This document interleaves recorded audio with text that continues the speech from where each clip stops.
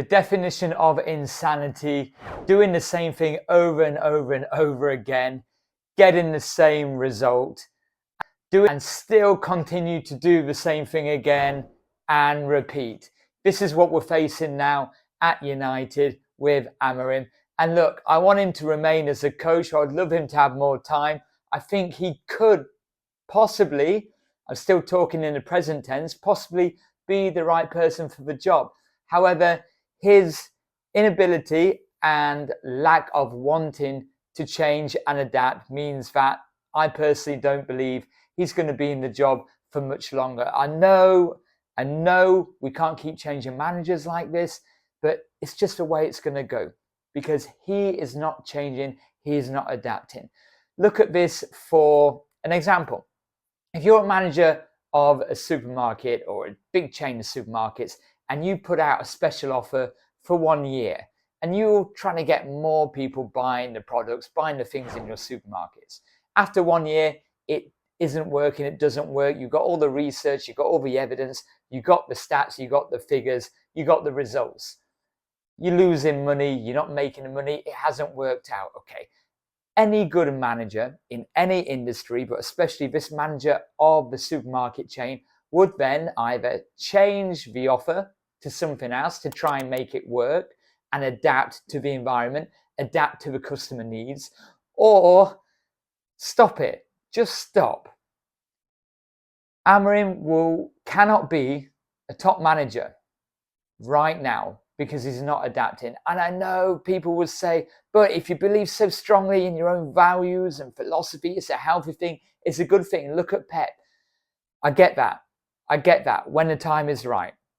But you've got to weigh up personally if you're in this to win matches, to do what you've been employed to do, what you've been hired to do, which is to win matches and develop the team on the field. And even off, you could argue even off, but now it's more responsibility of the other staff to do that, or it's meant to be. Or if you're there to push your own agenda and to prove that your values or your system or your philosophy is the right one, and you're not going to budge from it because you're trying to force it until it works. The problem being, it may not work. It's not to say that it won't work because he's already run a league with it, so it's proven that it can work. Other teams around the world in England have also used it successfully. However, it's just not working for United. It's not working with this group of players, whether they can't fit into the system, whether they're not good enough, some of them aren't good enough, whether they're the right players for this system, which some of them are not. You just got to hold your hands up and say, you know what? I'm sick of this. It's not working. Hold your hands up and say, I'm going to change this, because if we change it, if he changes it, I believe we had the players, and I don't want to just be generic, but 4 at the back, and people say, oh, it's not the system. It is. It's in black and white. The evidence is there. It's not working. This system of play, attacking defensive principles, are not working. It looks like the players still don't know what they're doing, and he's had a full pre-season. So yes, players have to take some responsibility. However, if you play football or you coach football, if the players just aren't getting it, if they're not buying into it, they're not going to work for it. Okay, so it comes to a point where it's the manager's issue here, and he's not willing to adapt. So if he's going to be the best manager or one of the best in the world, you have to adapt, okay? You're not Pep, where you can coach for players, or if you are, or potentially you are going to be Guardiola, you have to start showing that you can make players or coach them to fit into what you need, into your principles. It's not happening. Guardiola can actually get players working into his principles, and yes, he does overthink it, he does overrun it, and players get burned out. You can see that, and some of them actually don't want to play for Pep after a while, allegedly, and those what kind of fall out of love with that. So, or Baszler, who's really running people ragged. Look at Klopp as well. They have their principles, but they do adjust, they do adapt when need be. Even Sir Alex, would adapt when needed, okay? Managers who want to win matches, who want to win 3 points because that's the name of the game and you don't get time if you don't win matches, these managers, these head coaches will adapt. Now, it's up to the coach to think, yeah, but we're a big club, we shouldn't have to adapt. You still might do sometimes. Right now, I am totally confident that I would do a better job at Amorim with all the games he's played at getting 3 points with the players he's had and he's got at his disposal. Now, when I've coached professionally in different leagues and I've adapted. I've adapted playing 2 defensive midfielders or 2 anchors instead of 1 if we're playing away and you know you're going to get cheated, or you're the underdogs against a higher position team. I put really defensive players in defensive midfield positions. And guess what? I get a point, or I win 1-0 or by the odd goal. It works. You have to adapt. If I'm going in and I'm thinking I'm going to control the game, then I would play more on the forefoot. I would be playing more to dominate, to win possession early, to press the team. You have to adapt the game. If you're playing against Grimsby, if you're playing against Arsenal, no team should be the same if you're playing home or away. If you go into Manchester City away and you're playing the same as you did against Grimsby, you're playing the same as you did against Fulham, as Burnley, it's just not working. So I'm sorry, I don't know if he's trying now to actually get himself fired, if he's trying to get himself sacked. I don't know. And you think that no manager would want to do that. But now he's coming to an end. And it's like he's not even changing anything. He's not adapting anything. And if anything, these are the decisions where I'm thinking, what the hell's going on about now? Look, first of all, look, this is an Amorim's fault, and a lot of these aren't, but the first thing is, you start the match, okay, right, Manchester derby, here we go, you're in a tunnel, and United players are going and hugging Donnarumma, and you're thinking, what are you doing? Players are chatting and hugging. I'm not sounding like Roy Keane, but it's true. You're either up for this game and you're going out there to fight to the end, or you're all placid, or you're all relaxed, you're chatting and giggling and hugging their new signing. What are we doing, lads? What are we doing? The next thing I want to point out, if you haven't noticed, we're putting 2 goalkeepers on the subs bench. What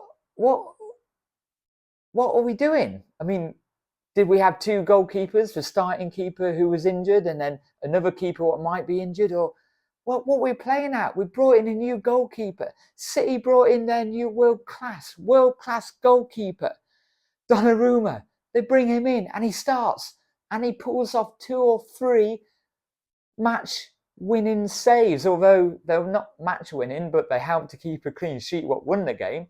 But if it was 0-0, they win the match. If it's 1-0, they keep the 3 points for City. And our new goalkeeper is on the bench. And we've got 2, with Heath's on the bench as well. We've got 2 keepers on the bench. What are we doing? The next thing, I'm just reading off the list here. Sesko starts. And I've been saying he needed a chance to break his duck early, to get that goal as early as possible. Previous videos are saying the more games he goes, the more minutes he plays without scoring, the more pressure it's going to build. And I just don't get it. You paid that money for this player, and I'm sorry. Look, I really hope he comes good.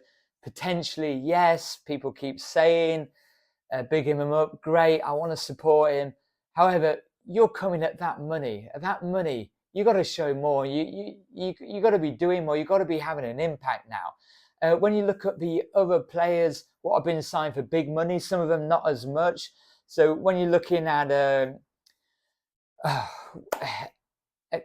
Ekitike, who's already been scoring goals for Liverpool, Gyökeres, who's already got 3 goals, regardless if you're laughing at his performances or not, or he's a donkey or whatever, he's already up and running, he's got 3 goals.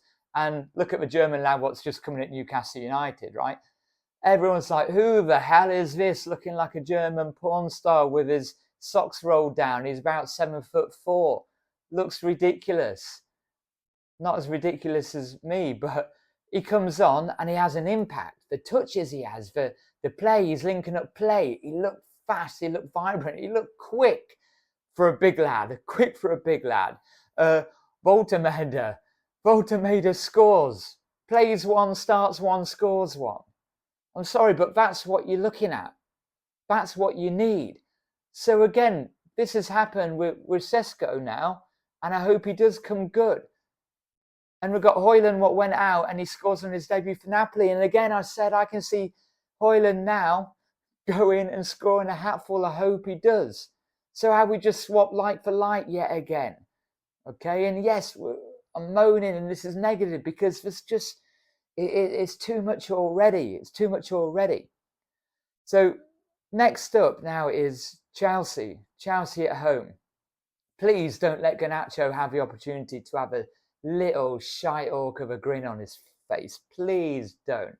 But it's going to be the same. I really, really, really don't think Amorim's going to come out and change anything. He just isn't. Instead, if Sesko's doing this, could we have kept Højlund? Could we have used the Sesko money for 2 midfielders, another defender, and probably the salary for Donnarumma instead of we can't knock the keeper lemons already, but why didn't we start him? Why do we? We couldn't start him at Man City, right? Conceded 3. However, if we're going to concede 3 anyway, what happens if we put him in Chelsea and he concedes 3? Like you just had to start him at some point, like De Gea. Even when Schmeichel came, right? You have to start players at some point, like Van der Sar.